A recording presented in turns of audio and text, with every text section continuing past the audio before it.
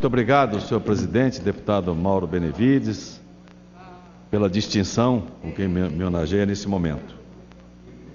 Senhor presidente, senhora e senhores deputados, o país vive tempos de crise estrutural, formada ao longo dos anos, que carrega em seu bojo injustiças sociais gritantes e profundos desequilíbrios regionais.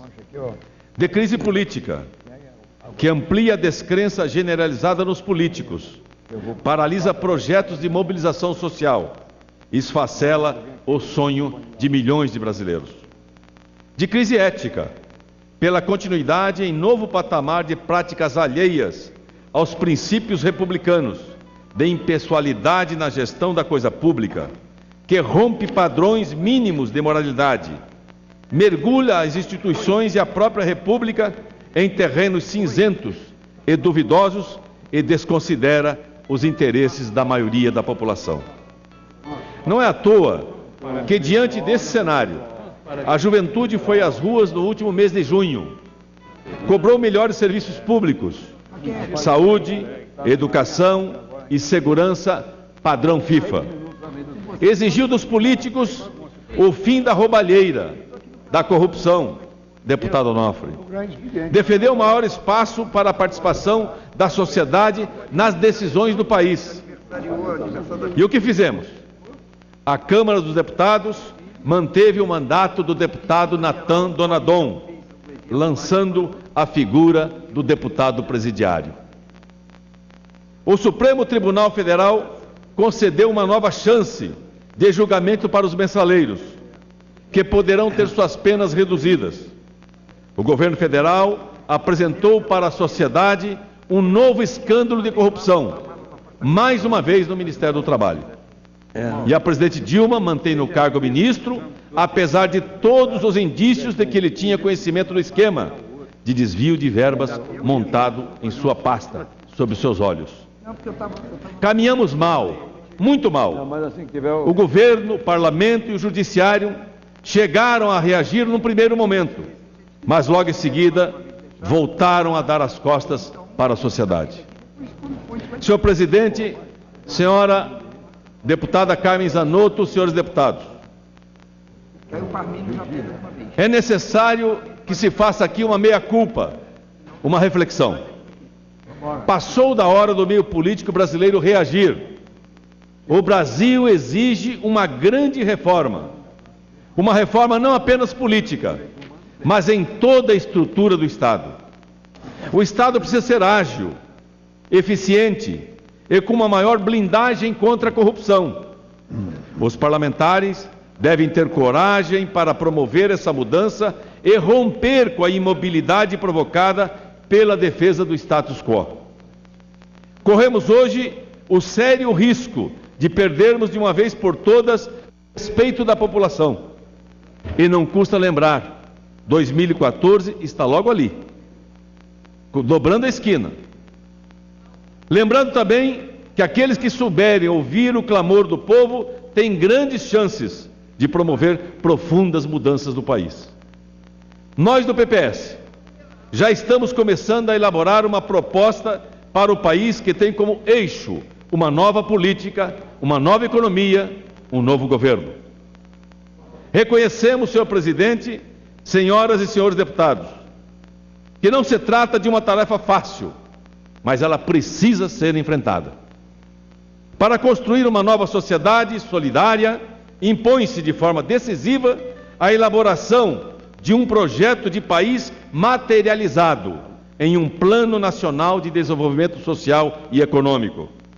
Um plano que enfrente antigos e novos preconceitos, além de dogmas, e corajosamente delineie alternativas que garantam a um só tempo a retomada do crescimento sustentado com melhor distribuição de renda, a eliminação das desigualdades, o fim da exclusão social, a inserção cada vez maior do país com soberania e competitividade no processo de globalização. O crescimento ecologicamente sustentado e socialmente justo é uma condição necessária, mas não suficiente para o desenvolvimento. Este se alcança com poupança interna, juros baixos, facilidades de crédito e atração de capital produtivo, com inovação tecnológica e investimento em infraestrutura, com educação de qualidade e equidade e uma política nacional de saúde pública, baseada na prevenção de doenças, sem cortes e desperdício nos gastos sociais, com políticas indutivas, mas não protecionistas, com responsabilidade fiscal, qualidade de gastos e, fundamentalmente, com responsabilidade social. Embora o estatismo tenha sido superado como forma de organização econômica, a experiência dos países emergentes tem mostrado, por outro lado, que sozinho o mercado é incapaz de promover o desenvolvimento social e econômico harmônico e equânime que defendemos. Há que se pensar em um novo padrão de desenvolvimento de matriz verde e energia limpa, fundado nos interesses nacionais e que se coadune com orientações macroeconômicas de médio e longo prazos, como a gestão estatal profissional, eficiente e a dinamização da iniciativa privada, enfatizando o espaço das médias e pequenas empresas, com capacidade para gerar empregos e renda, sem dilapidar os recursos naturais. Por isso, a sociedade requer um Estado moderno, que tenha nos processos democráticos e nos fundamentos republicanos a sua própria razão de ser. Há que se implementar na administração pública federal um modelo de governança democrática e progressista, que privilegie o mérito em detrimento das relações de clientela e que considere o recurso humano como estratégico e que possa melhorar seu desempenho no processo de formulação e implementação de políticas públicas. Ou se a reforma do Estado, tornando-o transparente e sob controle social, ou ele continuará a deformar impiedosamente as relações sociais de poder. Nesse sentido, os pressupostos éticos são um imperativo da sociedade nova que desejamos promover. Tais pressupostos devem perpassar todos os tecidos da sociedade, como um valor universal inalienável, e ser a pedra fundamental para regular as instituições republicanas e a relação, tanto entre elas e a cidadania, como entre os cidadãos. O Estado deve priorizar entre as políticas públicas aquelas voltadas para a área social, buscando enfrentar as desigualdades que impõem um fosso entre os brasileiros com classes sociais diferentes. Cabe ao poder público pautar-se pela meritocracia, superando as atuais práticas do clientelismo e ou assistencialismo, mantendo o pobre preso à condição de dependente do Estado. Garantir a oportunidade para todos, por meio de uma educação de qualidade, de superar a exclusão. Entendemos estar na educação o foco primeiro para se pensar o Brasil do futuro. Os orçamentos públicos devem mirar, antes de qualquer outra área, o fortalecimento principalmente do ensino público, do ensino básico e do ensino médio. Sem uma educação de qualidade e equidade, no momento em que vivemos, a era do conhecimento, o país marchará claudicantemente na sua relação com a ciência, a tecnologia e o desenvolvimento. O combate à desigualdade e à injustiça não será bem sucedido se não houver uma efetiva política de segurança pública e não se eliminar a impunidade. O sistemático combate à impunidade, com o desenvolvimento social e econômico, pode evitar que o crime organizado recrute os jovens trabalhadores, desde que complementada com a rápida ação da justiça e de eficientes serviços de segurança que extingam as redes de crime. O Brasil precisa de profundas e imediatas reformas, entre elas a política. Entretanto, a reforma política deve buscar a ampliação e consolidação do processo democrático, maior liberdade partidária e maior espaço para a cidadania. Não pode se converter em instrumento para afirmar condomínios partidários estabelecidos, já ultrapassados e que têm pouco a oferecer aos brasileiros. Ademais, para além de uma reforma política imediata, defendemos que a sociedade brasileira debata mais a opção do parlamentarismo, em substituição ao regime presidencialista. Não é possível, senhor presidente, apresentarmos à sociedade uma reforma eleitoral de perfumaria, como a que está sendo gestada hoje no Congresso. Uma reforma que, em um dos seus pontos, aumenta ainda mais a promiscuidade entre os que estão no poder e aqueles que financiam as campanhas. ao permitir, por exemplo, que empresas ligadas a concessionárias de serviços públicos façam doações milionárias de campanha. Precisamos também ampliar nossa preocupação com a saúde. Não é com peças de campanha eleitoreira, como mais médicos, que iremos resolver a situação. É necessário, de imediato, a implantação de uma carreira de Estado para aqueles que atuam no Sistema Único de Saúde, o SUS. É urgente a melhoria na gestão e na qualidade da aplicação dos recursos da saúde. Apenas contratar mais médicos em regime de semi-escravidão não resolve o problema. O governo PT, que no público defende recursos para a saúde, nos bastidores trabalha contra a aplicação de 10% do orçamento público para a saúde. E pior, senhor presidente, não aplica os recursos definidos no orçamento para a área. Entre 2004 e 2013, o investimento aprovado para a saúde foi de 55,50 bilhões de reais. No entanto, o governo pagou somente 5,3 bilhões, ou seja, apenas 9,9% do investimento previsto no orçamento.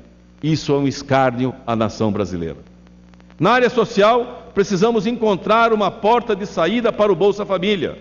O programa comemora o 10º aniversário com 1/4 dos brasileiros recebendo auxílio. A ajuda é necessária, de forma emergencial, mas não podemos acostumar a população a um benefício que, ao longo do tempo, acaba se transformando numa esmola governamental, pois funciona como política compensatória e não emancipatória. O Bolsa Família está presente em todos os 5.570 municípios brasileiros. Destes, 1.750 têm mais da metade da população vivendo parcial ou totalmente com recurso federal.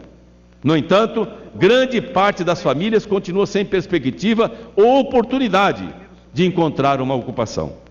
Enquanto faltam perspectivas de trabalho para os mais pobres, muitos do que trabalham no seio do governo do PT promove a captura das estruturas do Estado em benefício próprio ou de partidos. Ministérios são loteados e se transformam em balcão de negócios para atender interesses não republicanos. Quem não se lembra dos escândalos no trabalho, nos transportes, no turismo e nos esportes? Isso só para citar alguns. As agências reguladoras que deveriam originalmente atuar na fiscalização das concessionárias de serviços públicos se transformaram em cabides de empregos e em escritórios de tráfico de influência.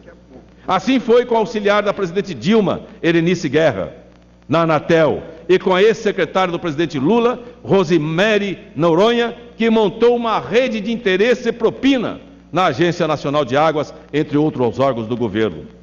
Nas estatais, a situação também não é diferente. Nem a Petrobras escapou e passou a ganhar destaque em jornais por causa da má gestão, aparelhamento político e negócios nebulosos.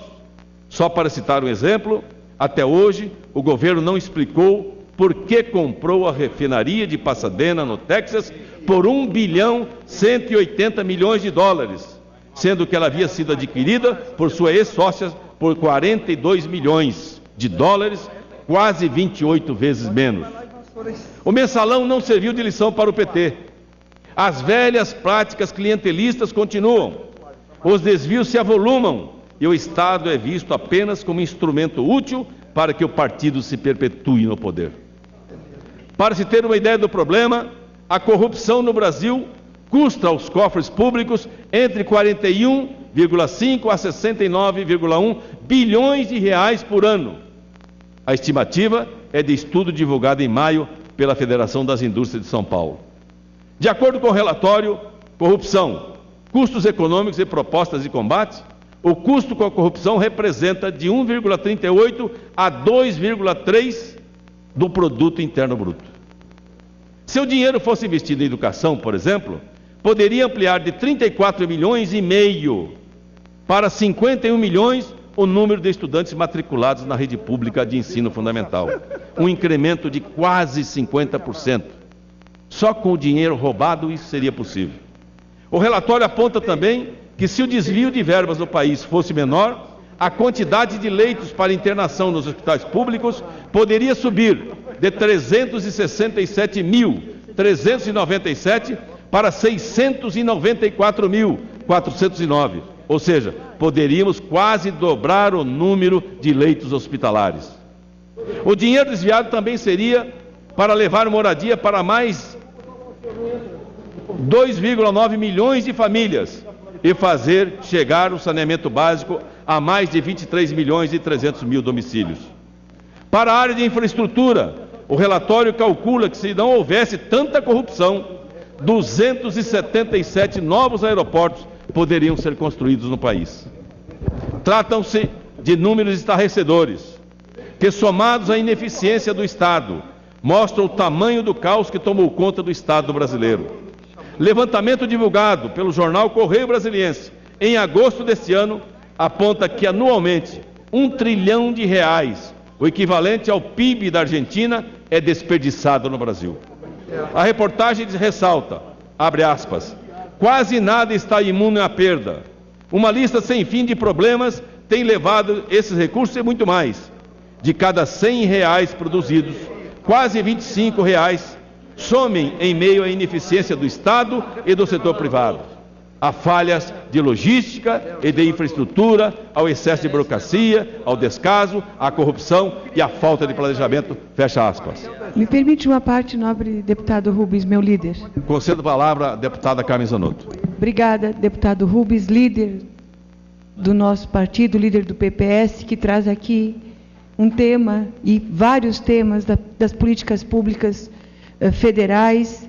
Nós agora, com esse olhar de uma nova política, uma nova economia, um novo governo, quero lhe parabenizar pelo seu pronunciamento, pela sua liderança dentro do nosso partido, e especialmente pela clareza com que o senhor coloca as políticas públicas, em especial as questões da educação e da saúde. Parabéns, deputado Rubens. Muito obrigado, incorporo com muito prazer a parte de Vossa Excelência ao nosso pronunciamento.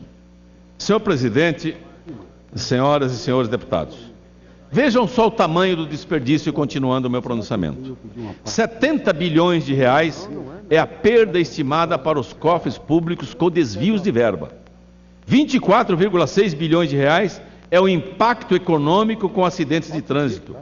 13 bilhões de reais é o desperdício estimado pelas falhas e perdas nos sistemas de abastecimento de água. 15 bilhões de reais é a perda estimada anualmente com as falhas no sistema de distribuição de energia. E aqui, senhor presidente, e aqui, nobre ex-deputado Haroldo Sanford, do Ceará, que tanto abrilhantou esta casa por longos anos, é preciso dizer que, além disso, nós temos o desperdício da burocracia excessiva. Cada empresa do país gasta, em média, 2,6 mil horas com a burocracia. Em países desenvolvidos, esse tempo é 10 vezes menor. Se convertido em dinheiro, esse tempo perdido pode chegar a 200 bilhões de reais. Senhor presidente, senhoras e senhores deputados, o país não aguenta mais mensalão. O país não aguenta mais propina. O país não aguenta mais corrupção. E, sobretudo, o país não aguenta mais a incompetência na gestão dos serviços públicos governado pelo governo do PT. Obrigado. O país das maravilhas, o Brasil de todos, o país sem pobreza, a autossuficiência em petróleo só existem na propaganda ufanista desse governo. A população já percebeu, foi às ruas e espera por mudanças. Esperamos que as instituições acordem, que cada um de nós passe a fazer a sua parte. No ano que vem, temos eleições. E acredito, a população não vai mais deixar se enganar por discursos populistas, falsas promessas e mascates de ilusão. Chega de enganação. O Brasil quer e precisa mudar.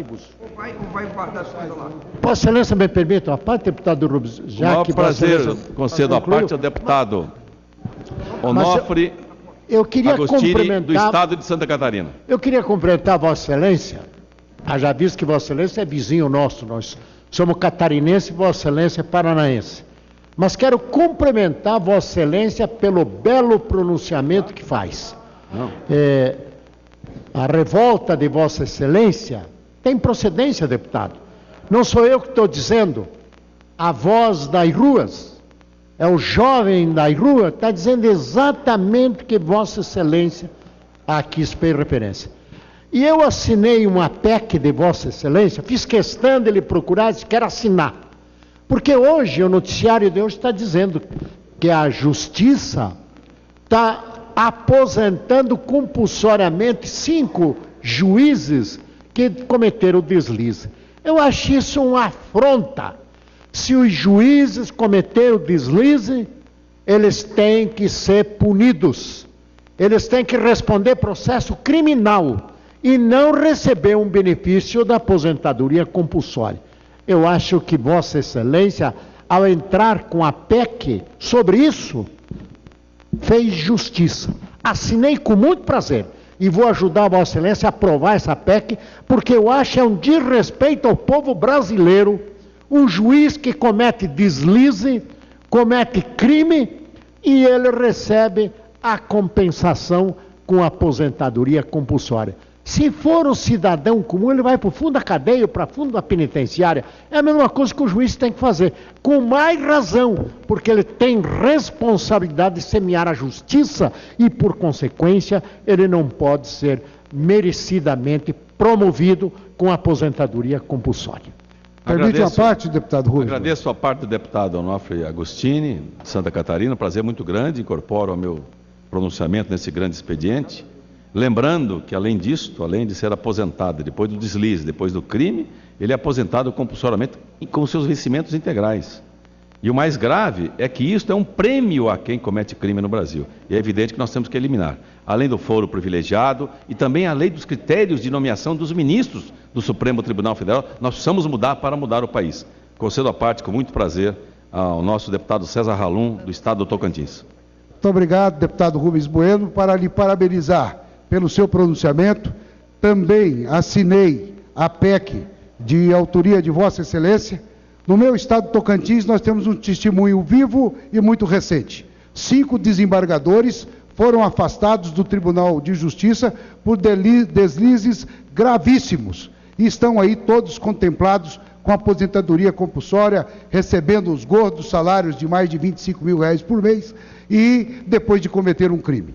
Então, lhe parabenizo. E aproveito a oportunidade, deputado Rubens Bueno, para fazer aqui o registro, com muito orgulho, de uma comitiva do Colégio Santa Cruz de Araguaína, da minha cidade, cidade do meu domicílio eleitoral, que hoje visita esta casa, estão nas galerias.